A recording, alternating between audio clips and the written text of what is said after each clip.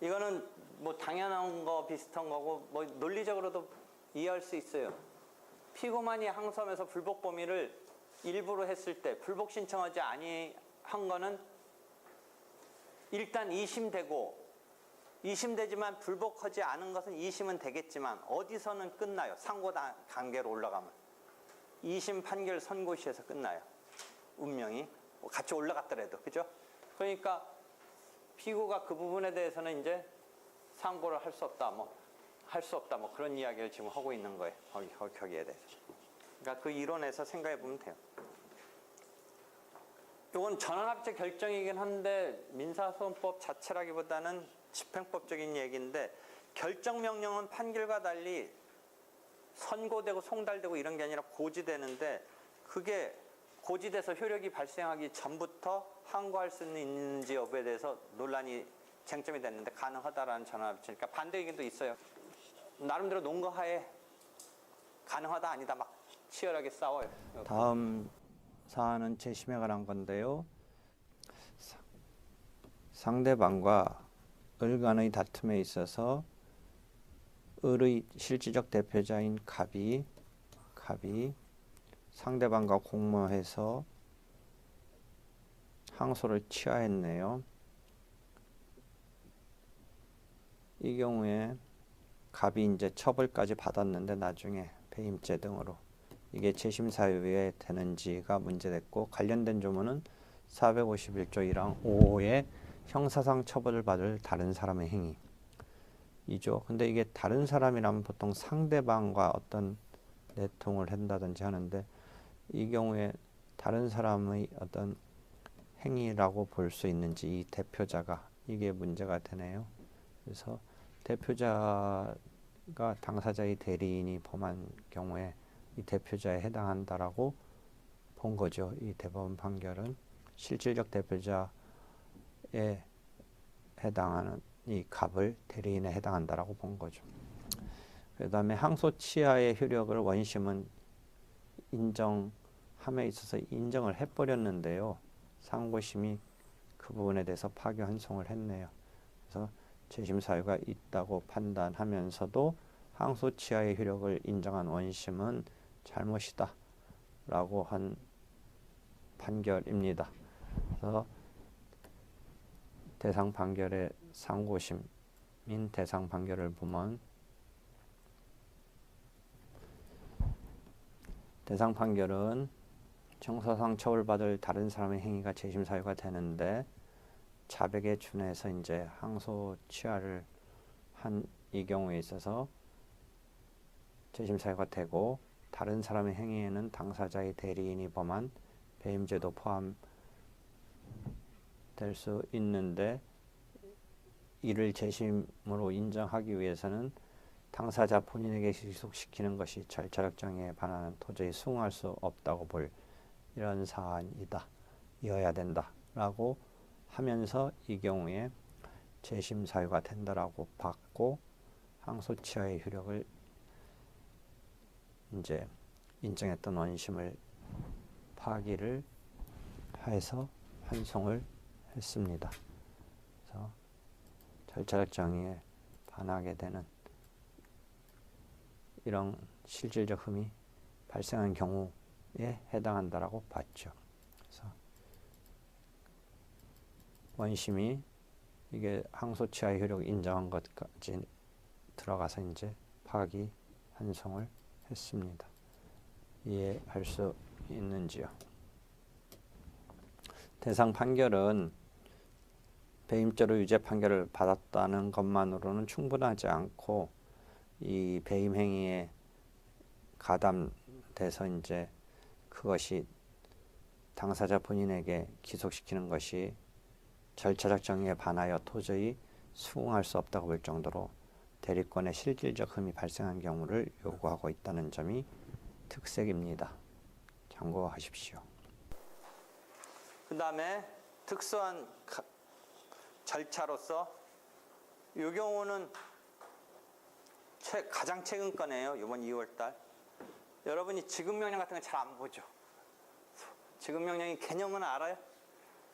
저번 때 한 번도 설명 안 했나? 소액사건 지급명령이 대상은 똑같다. 그런 얘기 안 했어요. 대상은 일단 등기 같은 거 사건은 안 돼요.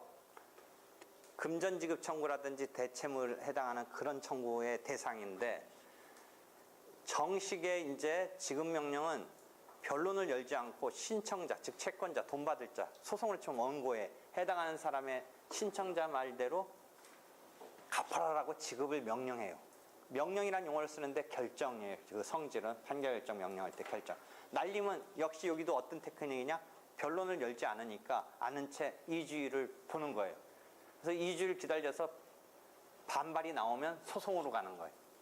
반발 없으면 그대로 확정이 돼서 판결처럼 여러분이 이제 용어 구사할 때 집행권원이 되는 거예요. 강제 집행. 권리 의무가 그렇게 확정이 되는 거예요. 근데 권리 의무의 확정에서 왜 간이에요? 변론이라고 쌍방의 얘기를 듣고 변명을 듣고 하는 과정이 없는 거예요.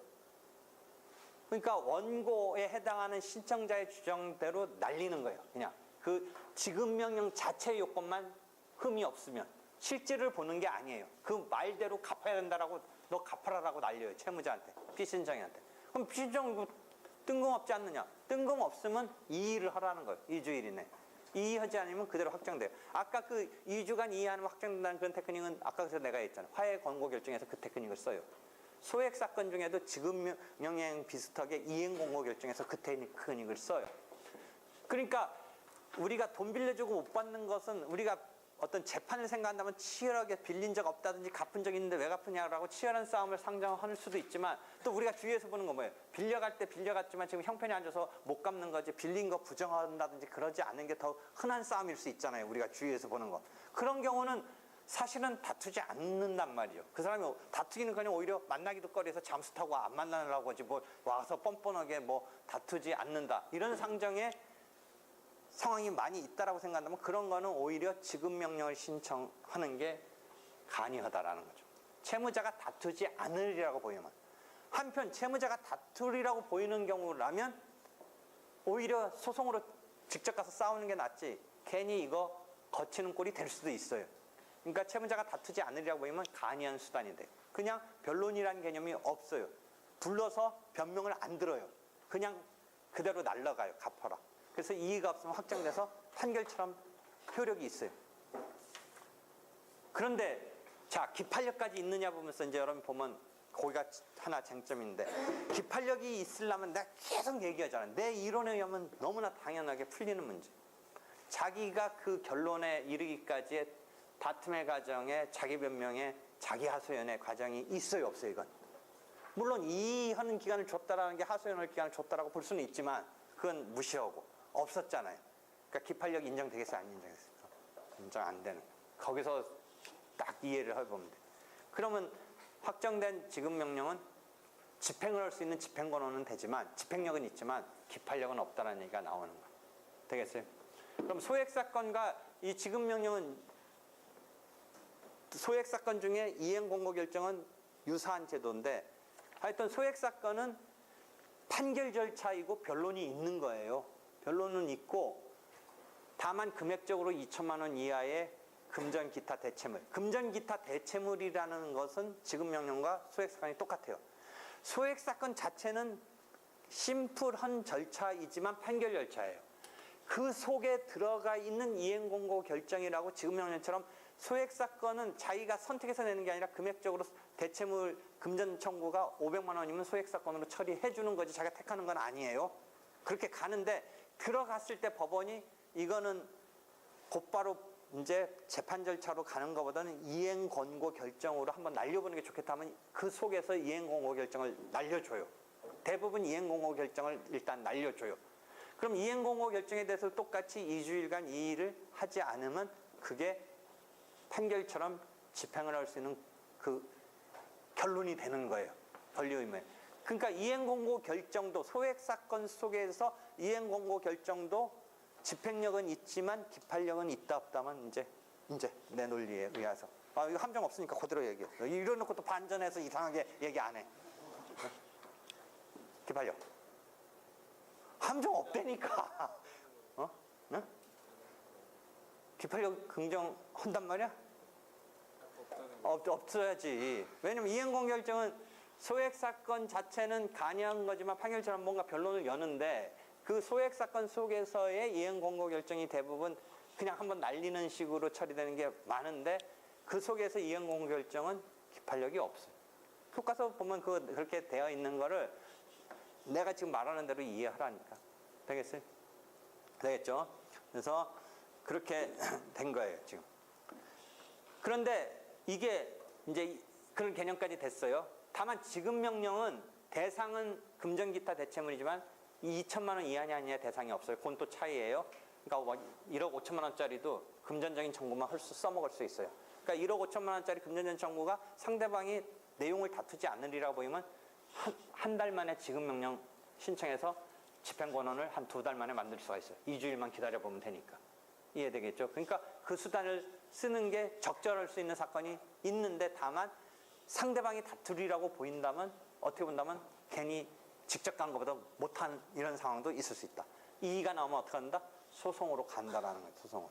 그죠? 그럼 문제가 어떻게 됐어요? 우리가 소재기업은 시효중단 사유가 있어요. 소재기업은.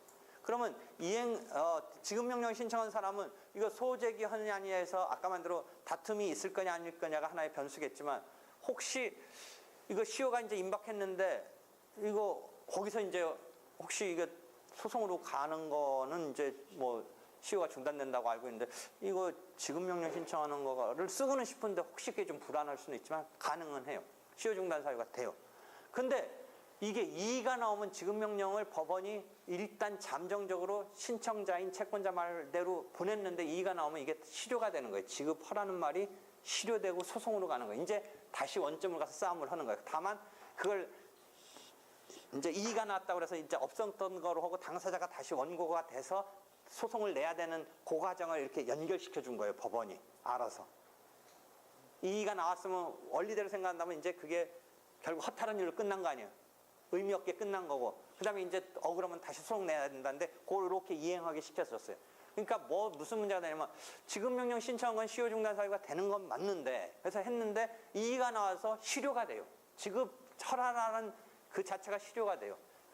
그랬을 때 그럼 이 시효중단이 계속 어떻게 될 건가가 하나 불거졌는데 이게 이행이 됐어요. 이행이 돼서 그럼 소를 제기한 것처럼 의제되는 그 시점이냐?